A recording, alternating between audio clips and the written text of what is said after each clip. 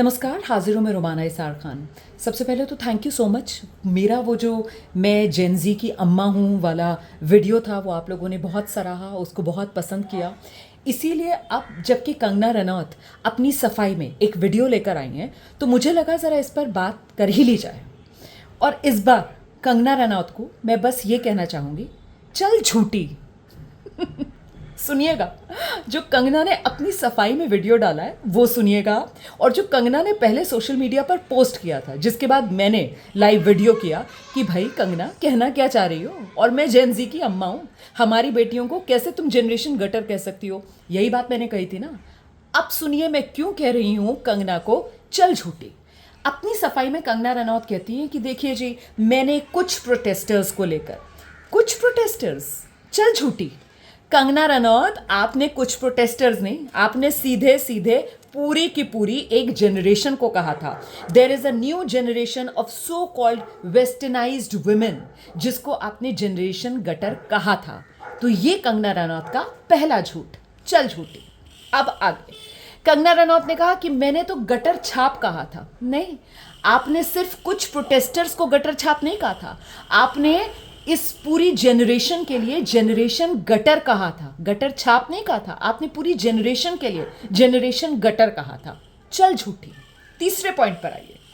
कंगना रनौत अब अपनी सफाई में कह रही हैं कि वो कुछ प्रोटेस्टर्स जो अनैतिक अश्लील बिहेवियर दिखा रहे थे।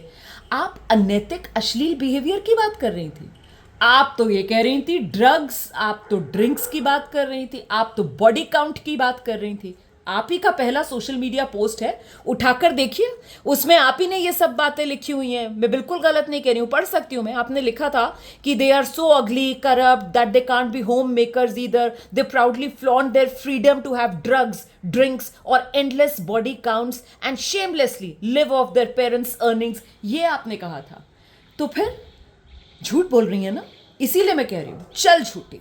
इतना ही नहीं, कंगना रनौत की तरफ से ये कहा गया कि साहब मीडिया गैंगअप कर रही है उनके खिलाफ, ये उन्होंने अपने वीडियो में कहा है। कंगना रनौत चल झूठी, मीडिया गैंगअप नहीं कर रही है, मीडिया कोर्स करेक्ट कर रही है। इसको गैंगअप होना नहीं, इसको कोर्स करेक्शन कहते हैं। हम आपको बता रहे हैं कि सही क्या है गलत क्या है, क्योंकि शायद आप खुद फर्क नहीं कर पा रही हैं। आइए आगे। कंगना रनौत कह रही है कि मीडिया मुझे सिखा रही थी। नहीं नहीं साहब, बिल्कुल नहीं। ऐसी बेवकूफ़ी हम करेंगे क्या? कंगना रनौत को हम सिखा सकते हैं क्या?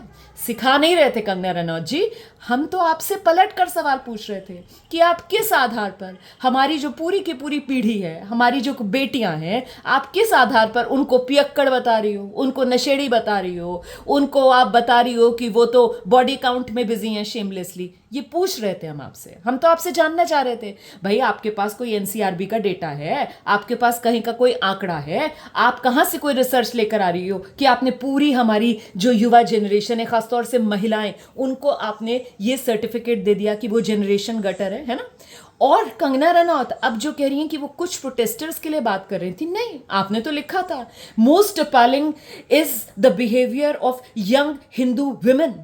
आपने तो सीधे सीधे जो युवा हिंदू महिला है उस पर निशाना साधा था कंगना रनौत जी। आपको तो बड़ी हैरानी हो रही थी, आप कह रही थी there is a new generation of so called westernized Indian women, I call them generation gutter. कितने फक्र से आप कह रही थी कि आप इन्हें जनरेशन गटर कहती हैं। इसीलिए तो मैं कह रही हूं आपने जो सफाई दी है चल झूठी, एक के बाद एक सब झूठ बोलती चले गई अपनी सफाई में भी। ऐसे थोड़ी होता है कंगना रनौत जी। माननीय सांसद हैं आप, कोई बात कहती हैं तो जिम्मेदारी से कहिए, तर्क के साथ कहिए। आप जनरलाइज स्टेटमेंट, स्वीपिंग स्टेटमेंट आप कैसे पास कर सकती हैं? हाँ, इतने जिम्मेदारी वाले पद पर आप बैठी हुई हैं, आपके संसदीय क्षेत्र के लोग आपको देखते हैं, देश की जनता आपकी तरफ देखती है, लोकतंत्र के मंदिर में आप बैठी हुई हैं जहां पर आप एक जनप्रतिनिधि की भूमिका में हैं, और वहां पर बैठकर हमारी इस युवा पीढ़ी के लिए आप इस तरीके से स्वीपिंग जनरलाइज्ड कमेंट पास कर देती हैं। चल झूठी। आप आगे क्या कहती हैं? अब आपको याद आ रहा है कि समाज और संविधान, इन मूल्यों की रक्षा करनी चाहिए, यही कह रही हैं ना आप। मैं तो कहूंगी इस मामले में भी चल झूठी, क्योंकि अब आज जो आप पाठ पढ़ा रही हैं अपने वीडियो के जरिए कि भाई संविधान ये कहता है कि आपकी आज़ादी वहां पर खत्म हो जाती है जहां से मेरे नाक कान शुरू होते हैं, तो फिर इस बात का एहसास आपको तब नहीं हुआ जब आपने पहले सोशल मीडिया पोस्ट करके इसे जनरेशन गटर कहा था। इनकी भी तो आजादी है, इन बच्चों की आजादी, इन बच्चों की स्वतंत्रता, इन बच्चों के माँ बाप की स्वतंत्रता। उनके नाक कान कहां से शुरू हो रहे थे? कंगना रनौत, आपको किसने अधिकार दिया कि आप कहें कि ये जो है अपने माँ बाप की कमाई पर पलने वाले लोग हैं? क्यों कहा आपने? इन बच्चों को आपत्ति है ये अपने माता पिता की कमाई खा रहे हैं, या इनके माता पिता को आपत्ति है कि वो अपने बच्चों को पाल रहे हैं? माँ बाप को तो कोई परेशानी नहीं है, माँ बाप तो खुशी खुशी अपने बच्चों पर पैसे खर्च करते हैं। बच्चे जो हैं वो जब तक चाहे माँ बाप से अपना खर्चा ले सकते हैं, मामला उन लोगों का निजी है ना। आज आपको याद आ रहा है, आज आप कह रही हैं कि कोई मेरे माँ बाप की बात करे, कोई मेरे आराध्य की बात करे, कोई मेरे भगवान की बात करे। आज आपको जब अपने पर पड़ी तो आपको याद आ रहा है। हाँ, और उस दिन आप क्या कह रही थी? उस दिन आप हम माँ बाप और हमारे बच्चों के बीच किस तरीके का रिश्ता होना चाहिए, इसको लेकर आप पाठ पढ़ा रही थी। हाँ, हम अपने बच्चों का खर्चा क्यों उठा रहे हैं, या हमारे बच्चे हमारी कमाई से अपना भरण पोषण क्यों कर रहे हैं? उस दिन आपको ये बड़ा खटक रहा था। आपने इस बात को लेकर भी इस नई जनरेशन को कोसा था और आपने इसको जनरेशन गटर कहा था, कंगना रनौत। अब अपने पर पड़ी तो याद आई? हाँ, चल झूठी, याद अभी भी नहीं आया, क्योंकि सिर्फ और सिर्फ अपनी जान बचा रही हैं, अपना पल्ला आप बचाती हुई नजर आ रही हैं। और क्या कह रही हैं? आप कह रही हैं फेमिनिज्म को लेकर आपने बड़ा पाठ पढ़ाया, यहां पर आप फेमिनाजी की बात कर रही हैं। ये बताइए मुझे कंगना रनौत जी, आप अभद्र भाषा पर अब आई हैं, है ना? अपने इस वीडियो के अंदर आप अभद्र भाषा की बात कर रही हैं। वो जो आपका पहला वाला पोस्ट था उसमें तो कहीं अभद्र भाषा की आपने बात नहीं की थी। देखिए, अभद्र भाषा जो इस्तेमाल करेगा वो बिल्कुल गलत है। कोई भी अभद्र भाषा का इस्तेमाल करे उसकी समर्थन नहीं किया जा सकता है, उसकी पैरवी नहीं की जा सकती है। और हर कोई जो गलत जबान का इस्तेमाल करेगा, गलत बयान का इस्तेमाल करेगा, बुरे शब्दों का इस्तेमाल करेगा, गाली गलौज करेगा, उसकी निंदा करेगा। जो भी थोड़ा सा भी जिम्मेदार व्यक्ति होगा ना, वो इस बात को डिस्करेज करेगा, कोई इसको इनकरेज नहीं करेगा। लेकिन मेरा सवाल ये कि जब पहला आपने अपना सोशल मीडिया पोस्ट किया था, जिसकी वजह से हम जेनजी की अम्माओं को आगे आना पड़ा और आपको बताना पड़ा कि भाई तुम हो कौन, है ना? हमने आपसे पूछा था कि हमारे बच्चे हमारी कमाई पर अगर पल रहे हैं, हमारी कमाई अगर हमारे बच्चे खा रहे हैं, तो भाई तुम हो कौन, तुम्हें क्यों तकलीफ हो रही है? आज आप भी वही कह रही हो ना आप भी, कि भाई जहां मेरी आजादी, मेरे माँ बाप, मेरे आराध्य, मेरे भगवान, तुम कौन हो, संविधान से चलना होगा। यही तो बात थी वहां पर। उनके लिए भी तो वही संविधान है ना। आप कौन है बीच में आने वाली? माता पिता और बच्चों के रिश्ते में आप आकर बताने वाली कि माँ बाप का पैसा बच्चा खर्च करेगा या नहीं करेगा, या बच्चा माँ बाप से कितना पैसा लेगा, नहीं लेगा, किस उम्र तक लेगा। आप नहीं हो ना मैम डिसाइड करने वाली। आपको नहीं आना चाहिए था ना बीच में। आपको तभी संविधान का एहसास हो जाना चाहिए था, आपको तभी हमारे सामाजिक ताने बाने का भी एहसास हो जाना चाहिए था, जो आपको नहीं हुआ। तब आप अपनी रो में बहती चली गई। पूरी की पूरी आपने युवा पीढ़ी को जनरेशन गटर आपने कह दिया। ठीक है, अब लेकिन आप आ रही हैं और मैं तो ये कहती हूं कि अब आप ढाल बना रही हैं अभद्र भाषा वाली बात को। क्योंकि अब अभद्र भाषा की जब आप बात कर रही हैं, पहले पोस्ट में तो कहीं पर भी आपने एक बार भी अभद्र भाषा की बात नहीं की थी, है ना? पहले पोस्ट में आपकी क्या बातें थी? ड्रग्स की बात थी, ड्रिंक की बात थी, बॉडी काउंट की बात थी, हाँ, फ्रीडम की बात थी, इंडिपेंडेंस की बात थी, माँ बाप के पैसे पर पलने की बात थी। तब तो आपने कहीं भाषा की बात की ही नहीं थी। अब आपको भाषा याद आ रही है क्योंकि शायद अब आप एक बचने का रास्ता ढूंढ रही हैं, या आप अपने लिए समर्थन जुटाने की जुगत तलाश रही हैं कि किस तरीके से कोई राजनीतिक हथकंडा आप अपना लें ताकि आप अपनी जान बचा सकें। क्योंकि आपको पता है आपने जो किया है ना, उसको आम भाषा में, देसी भाषा में हमारे जमाने के लोग कांड बोलते थे। मुझे नहीं पता आजकल जेनजी इसको क्या बोल रहा है, हम लोग तो कांड बोलते थे। तो आपने कांड तो कर दिया, अब कांड कर दिया तो अब आप इस कोशिश में हैं कि किस तरीके से इस कांड पर लीपापोती की जाए। हाँ, एक और बात है, चल झूठी, ये बताती चलूं, ये अभद्र भाषा का इस्तेमाल अगर कोई कर रहा है या कोई गाली गलौज दे रहा है, इसका फेमिनिज्म से क्या रिश्ता है?